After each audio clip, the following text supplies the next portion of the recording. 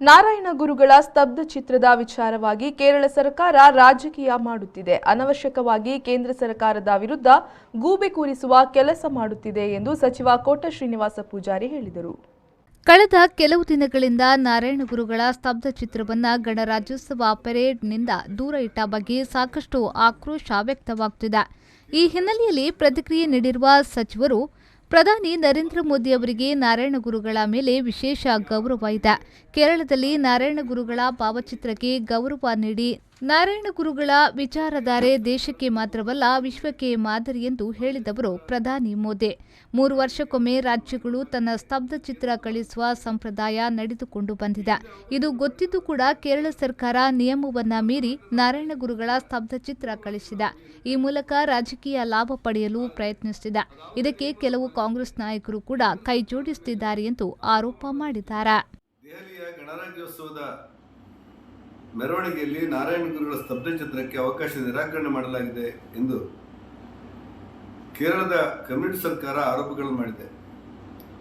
ವಾಸ್ತವಿಕವಾಗಿ ಈ ಆರೋಪದ ಹಿಂದೆ ರಾಜಕೀಯ ಪ್ರೇರಿತವಾದಂತಹ ನಿರ್ಣಯಗಳಿವೆ. ಪ್ರತಿ ರಾಜ್ಯ ಸರ್ಕಾರಕ್ಕೂ 3 ವರ್ಷಗಳಿಗೊಮ್ಮೆ ಸ್ಪರ್ಶ ಚಿತ್ರ ಮೆರವಣಿಗೆಗೆ ಅವಕಾಶವನ್ನು ಮಾಡಿಕೊಡಲಾಗುತ್ತೆ ಎಂದು ಕೇಂದ್ರದ ಮಾರ್ಗಸೂಚಿ ಹೇಳುತ್ತೆ.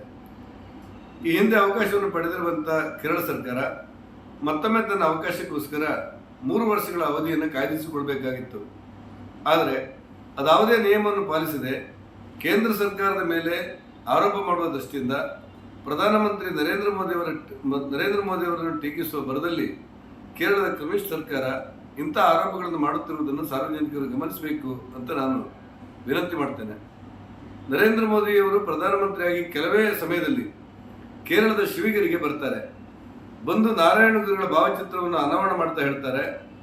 ಜಗತ್ತಿನ ಶಾಂತಿದೂತನಾಗಿರುವಂತಹ ನಾರಾಯಣ ಗುರುಗಳು ಕೇರಳದ ಅವತ್ತಿನ ಪರಿಸ್ಥಿತಿಯನ್ನು ಅವಲೋಕನ ಮಾಡಿ ಜಾತಿ, ವರ್ಗ, ಧರ್ಮದ ಹೆಸರಿನಲ್ಲಿ ರಕ್ತಪಾತ ಇರುವಂತಹ ಕೇರಳದಲ್ಲಿ ಜಾತ್ಯತೀತ ನಿಲುಮೆಯನ್ನು ಹೊಂದಿ ಸಾಮಾಜಿಕ ನ್ಯಾಯಕ್ಕೆ ಒತ್ತು ಕೊಟ್ಟು ಕೇರಳದಲ್ಲಿ ಏನಾದರೂ ಸಾಮಾಜಿಕ ನ್ಯಾಯದ ಬದಲಾವಣೆಗಳಾಗಿ ಸಮಬಾಳು ಸಮಪಾಲಿಗೆ ಅವಕಾಶವಾಗಿದ್ದರೆ ಅದು ನಾರಾಯಣ ಗುರುಗಳ ಕೊಡುಗೆ, ನಾರಾಯಣ ಗುರುಗಳ ಸಂದೇಶ ದೇಶಕ್ಕೆ ಮಾತ್ರವಲ್ಲ ಜಗತ್ತಿಗೂ ಪ್ರೇರಕ ಅನ್ನುವಂಥ ಮಾತುಗಳನ್ನು ಪ್ರಧಾನಮಂತ್ರಿ ನರೇಂದ್ರ ಮೋದಿ ಅವರು ಹೇಳಿದ್ದನ್ನು ನಾವೆಲ್ಲ ಗಮನಿಸಿದ್ದೇವೆ.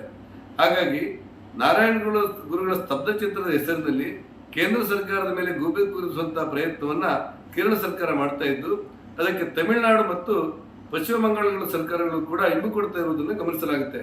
ಕೇಂದ್ರ ವಿರೋಧಿ ನಿಲುವನ್ನು ತಾಳಿರುವಂತಹ ಈ ರಾಜ್ಯ ಸರ್ಕಾರಗಳ ಈ ಕೇಂದ್ರ ವಿರೋಧಿ ನೀತಿಗೆ ವಿರೋಧಕ್ಕೆ ರಾಜ್ಯದಲ್ಲಿರುವಂತಹ ಕಾಂಗ್ರೆಸ್ಸಿನ ಕೆಲವು ಮುಖಂಡರು ಕೂಡ ತಮ್ಮ ಅಭಿಪ್ರಾಯವನ್ನು ಕ್ರೋಢೀಕರಿಸ್ತಾ ಇರುವುದನ್ನು ಗಮನಿಸಲಾಗಿದೆ. ಈ ಹಿನ್ನೆಲೆಯಲ್ಲಿ ನಾನು ವಿನಂತಿ ಮಾಡ್ತೇನೆ, ಯಾವುದೇ ಕಾರಣಕ್ಕೂ ಕೂಡ ಕೇಂದ್ರ ಸರ್ಕಾರ ನಾರಾಯಣ ಗುರುಗಳ ಆದರ್ಶವನ್ನ ಮತ್ತು ನಾರಾಯಣ ಗುರುಗಳ ಸದುದ್ದೇಶವನ್ನು ತಿಳ್ಕೊಂಡು ಕೆಲಸ ಮಾಡುವಂತಹ ಒಂದು ಸರ್ಕಾರವಾಗಿದ್ದು, ಪ್ರಧಾನಮಂತ್ರಿ ನರೇಂದ್ರ ಮೋದಿ ಅವರು ನಾರಾಯಣ ಗುರುಗಳ ಆದೇಶವನ್ನು ಪಾಲಿಸಲಿಕ್ಕೆ ನಿಶ್ಚಯಕ್ಕೂ ಅತ್ಯಂತ ಗೌರವಪೂರ್ಣವಾದಂಥ ಕೆಲಸಗಳನ್ನು ಮಾಡ್ತಾ ಇದ್ದಾರೆ ಅನ್ನೋದನ್ನ ತಾವೆಲ್ಲರೂ ಗಮನಿಸಬೇಕು ಅನ್ನುವಂಥ ಮಾತನ್ನು ಹೇಳಿ, ನಾರಾಯಣ ಗುರುಗಳ ಆದರ್ಶ, ಅವರ ಯೋಚನೆ ಚಿಂತನೆಗಳನ್ನು ಅನುಷ್ಠಾನ ಮಾಡಲಿಕ್ಕೆ ಕೇಂದ್ರದಲ್ಲಿರುವ ನಮ್ಮ ಸರ್ಕಾರ, ರಾಜ್ಯದಲ್ಲಿರುವ ನಮ್ಮ ಸರ್ಕಾರ ಬದ್ಧವಾಗಿದೆ. ಶ್ರೀಜಿತ್, ವಿ4 ನ್ಯೂಸ್, ಉಡುಪಿ.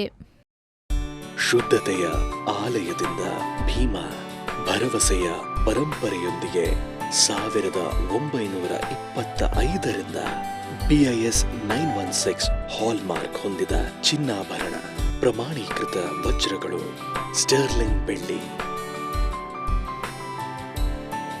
ಭೀಮಾ ಬೆಂಗಳೂರು, ಉಡುಪಿ, ಹಾಸನ್, ಮಂಗಳೂರು, ಶಿವಮೊಗ್ಗ, ವಿಜಯವಾಡ.